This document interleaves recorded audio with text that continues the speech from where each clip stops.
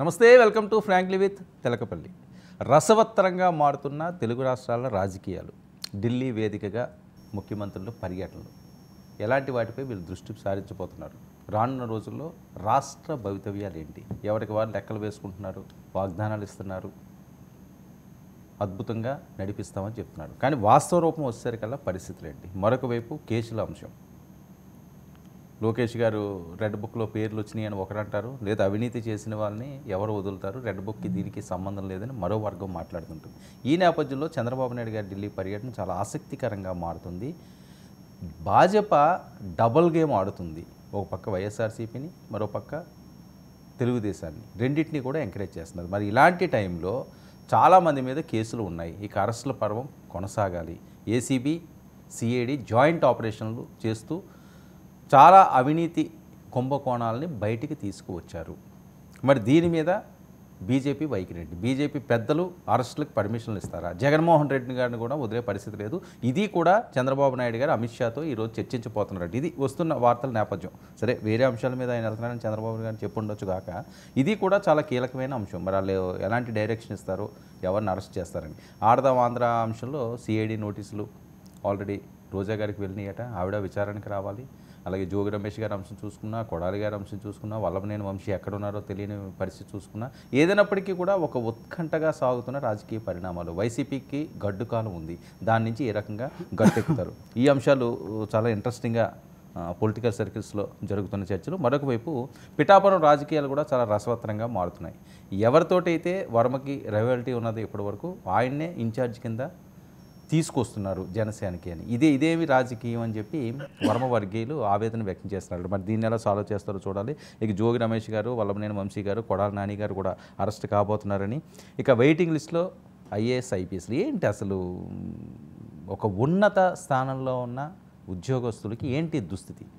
తప్పులు చేస్తే శిక్ష వెయ్యాలి, వాళ్ళు ఏమైనా తప్పులు చేస్తే వాళ్ళు అరెస్టులు చేయించండి, లేకపోతే వేరే రకంగా వాళ్ళకి ట్రీట్మెంట్ ఇవ్వండి, లేకపోతే పోస్టులు ఎక్కడో ఏదో ఉంటాయి కదా, ఎవరికి సభ్య సమాజానికి సంబంధించిన పోస్టులు చాలా ఉంటాయి. అలాంటి దగ్గరికైనా పనిష్మెంట్లు ఇవ్వండి. ఏవీ కాకుండా వాళ్ళని ఏదో స్టూడెంట్లో తీసుకొచ్చి ఉదయం 10 నుంచి 5 వరకు ఇలాంటి శిక్షలు ఏంటి అన్నది, ఇవన్నీ కూడా రాజకీయ పరంగా చాలా చర్చనీయాంశంగా మారుతున్న అంశాలు. మనతో పాటుగా చర్చించడానికి సీనియర్ సంపాదకులు తెలకపల్లి రవి గారు సిద్ధంగా ఉన్నారు. రవి గారు నమస్తే సార్. నమస్తే వర్మ గారు. ఆంధ్రప్రదేశ్, తెలుగు రాష్ట్రాల్లో జరుగుతున్న రాజకీయ పరిణామాలు, ఢిల్లీ వేదికగా చాలా కీలకమైన అంశాలు రాగల 2 రోజుల్లో బయటకు వచ్చే పరిస్థితి ఉంటుంది. ఒకటి, రాష్ట్ర అభివృద్ధి వైపు చంద్రబాబు నాయుడు గారు మాట్లాడుతానే వైసీపీపై ఇంత అవినీతి ఉంది, దీని మీద ఏ రకంగా మేము ఎలా అనుకుంటున్నాం అడుగులు వేయాలని, దానికి మీ పర్మిషన్ ఇస్తారని అడిగే ఛాన్స్ ఉంది అని వస్తున్న వార్తల నేపథ్యం. చంద్రబాబు నాయుడు ఇప్పుడు నరేంద్ర మోదీ ప్రభుత్వానికి ప్రధాన మద్దతుదారు కదా. రెండోది, ఆయన ఎన్డీఏ కూటమిలో కూడా ముఖ్య పాత్రధారిగా సీనియర్గా ఉన్నారు. చాలా రోజుల తర్వాత మళ్ళీ ఢిల్లీ వెళ్ళారు. నిన్న కూడా ఉన్నారు వాస్తవానికి. ఇందులో నిన్ననే ప్రాజెక్టు గురించి ఆ జలవనరుల మంత్రితో, జలశక్తి మంత్రితో మాట్లాడారు. నిమ్మల రామానాయుడు కూడా వెళ్ళారు మంత్రి. ముఖ్యంగా పోలవరంలో డయాఫ్రామ్ వాల్ పునర్నిర్మాణం చేయాల్సిందే, ఇంకా దీన్ని ఉన్నదాన్ని మనం ఏం చేయలేమని ఒక నిర్ణయానికి వచ్చారు. దీనికి నిధులు జాతీయ ప్రాజెక్టు. సో ఇది దాన్ని కట్టాలి, ఇంకా మరమ్మతులు కుదరదని నిపుణుల సంఘం మొత్తం కట్టాల్సిందే నిర్ణయించారు. సమయం కూడా చాలా పడుతుంది. కాకపోతే ఇక్కడ విశేషం ఏమంటే, ఇప్పుడు ఎవరికైతే కాంట్రాక్ట్ ఇచ్చారో వాళ్ళనే కంటిన్యూ చేద్దాం అని ఒక నిర్ణయించారు. వాస్తవంగా ప్రభుత్వాలు మారుతాయి కానీ మేఘాలు నవయుగాలు పెద్దగా మారు. ఇక్కడ అక్కడ కూడా వాళ్ళే, రాష్ట్రం 2 అయితే కూడా 2 చోట్ల వాళ్ళే ఉన్నారు. ఎందుకంటే ఆ సమర్థత, సంపద, వనరులు వాళ్ళకు ఉంటాయి కాబట్టి వాళ్ళ పట్టు కూడా అంతగా ఉంటుంది. కాకపోతే వైసీపీ హయాంలో 29,000 చదరపు కిలోమీటర్లు, అది కట్టడానికి చదరపు కిలోమీటర్లు కాదు ఇవి, కట్టడానికి మీటర్లు 390 కోట్లకు అప్పుడు వాళ్ళు టెండర్ వేశారంట.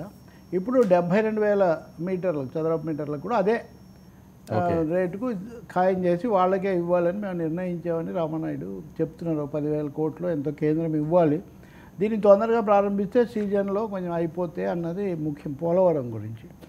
ఇంకా రెండోది, అమరావతి నిర్మాణానికి ఏం చేస్తారు? అమరావతికి 15,000 కోట్లు మేము ఇస్తున్నాము, అది పోలవరం. అమరావతికి 15,000 కోట్లు మేము అరేంజ్ చేస్తాము, ఫైనాన్సెస్ అన్నారు కదా. అది అయిన తర్వాత మీరు చూస్తే ప్రపంచ బ్యాంక్ వచ్చి అమరావతిలో పర్యటించి వాళ్ళు అన్నారు, చంద్రబాబు నాయుడు తనకున్న పూర్వ పరిచయాలు అనుభవాన్ని బట్టి వాళ్ళతో ఒక అవగాహనకు వచ్చి ఉండాలి. దీనికి కేంద్రం గ్యారంటీ, కేంద్రం ఇది కావాలి కాబట్టి దానికి ఇప్పుడు ఆయన కేంద్రం ఇచ్చినా ఇకపోయినా ప్రపంచ బ్యాంక్ నుంచి తెచ్చుకునే దానికి వాళ్ళను గ్యారంటీ అడగడానికి ప్రయత్నం ఆయన చేస్తారు. అది బహుశా కేంద్రానికి కూడా అభ్యంతరం ఉండదు, ఎందుకంటే వాళ్ళేమి పెట్టరు కాబట్టి. ఇది రెండోది. ఇంకా మూడోది, వెనకబడిన జిల్లాల నిధులు చాలా కాలంగా రావట్లేదు. రెండు ప్రాంతాలు, రాయలసీమ, ఉత్తరాంధ్ర, తెలంగాణలో కూడా ఉన్నాయి. అది కూడా తేల్చుకోవాలి. బడ్జెట్లో ఇస్తామన్నారు కానీ ఏం జరుగుతుంది, ఇవి ఆర్థిక అంశాలకు సంబంధించి. ఇంకో ముఖ్యమైన అంశం వచ్చింది వర్మ, అప్పులు విపరీతంగా పెరిగిపోయినాయి. 7,000 కోట్లని జగనన్న, 12,000 కోట్లని వీళ్ళన్నా పెరిగాయి. ఈ కట్టగలిగిన పరిస్థితి లేదు. కాబట్టి ఈ రుణాల మీద మారిటోరియం పెట్టడము, లేకపోతే కొంతకాలం పాటు వాటి వసూలును వాయిదా వేయటము చేయాలి అని రాష్ట్ర ప్రభుత్వం గట్టిగా అడుగుతుంది. నిపుణులు కూడా చెప్తున్నారు. దానికోసం కూడా చంద్రబాబు ఒక ప్రయత్నం చేస్తారు.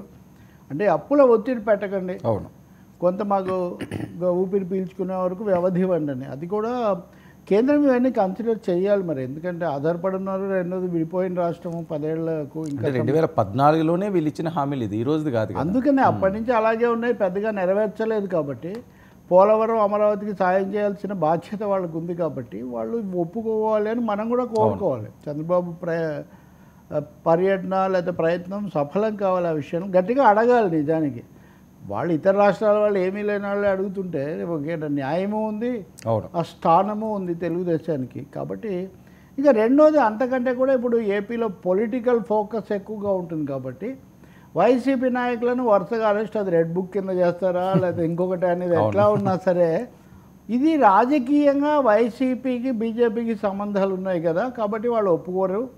రాజ్యసభలో వీళ్ళ మద్దతు కూడా కావాలి. ఇలాంటి మాటలు కొన్ని ఉన్నాయి. రాజ్యసభ ఎప్పటి వరకు ఉంటుంది సార్? ఇంకో 2 ఏళ్ళు ఉంటాయి వీళ్ళకి. ఓకే, 2 ఏళ్ళ వరకు. ఎమ్మెల్సీలు కూడా అంతేమో. ఎమ్మెల్సీలు కూడా అంతే, 2 ఏళ్ళు. అదే అది వాళ్ళ ఎన్నికైన కాలాన్ని బట్టి ఉంటుంది. ఓకే, ఇప్పుడు బొత్సది ఉందనుకోండి, వంశీకృష్ణ రాజీనామా వల్ల ఇప్పుడు వచ్చింది. అది నిజంగా రాదు కదా, ఆయన రాజీనామా వల్ల అట్లాంటివి కొన్ని ఉంటాయి. కాబట్టి ఈ సమయంలో ఏం జరుగుతుంది అనేది ఇక్కడ కీలకమైన అంశం. దీని మీద అనుమతి తీసుకోవడానికి వెళ్ళారు.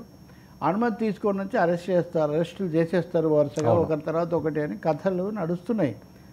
కానీ ఒకటి, గతంలో కూడా చంద్రబాబును అరెస్ట్ చేసినప్పుడు ముందుగా జగన్ ఢిల్లీ వెళ్ళి అమిత్ షాని కలిసి వచ్చారు. బీజేపీ అనుమతి లేకుండా అరెస్ట్ చేసి ఉండరు అని చాలా కథ అదంతా కూడా నడిచింది. ఇప్పుడు కూడా మరి ఆ మాటలు ఎందుకు అంటున్నారు, దానికి ఏమైనా ఆధారం ఉందా మనం చెప్పలేం. కానీ అంత తేలిగ్గా అయితే ఉండదు. అది ఏదో ఢిల్లీ వెళ్ళిపోయి అమిత్ షా హోంమంత్రి దగ్గర కూర్చొని నేను ఆయన అరెస్ట్ చేస్తాను, ఈయన్ని అరెస్ట్ చేస్తాను, మీరు నాకు అనుమతి ఇవ్వండి అని అడగాల్సిన అగత్యము అవసరం కూడా చంద్రబాబు నాయుడుకి ఏమీ లేదు. ఎవరెవరి మీద ఆరోపణలు ఉన్నాయో, ఎవరెవరి మీద చట్టబద్ధంగా కొంత అడుగు ముందుకు వేయడానికి అవకాశం ఉందో వాళ్ళ మీద వాళ్ళు తీసుకోవచ్చు. మహా అయితే ఇన్ఫర్మేషన్ ఇస్తారు, అంతే తప్ప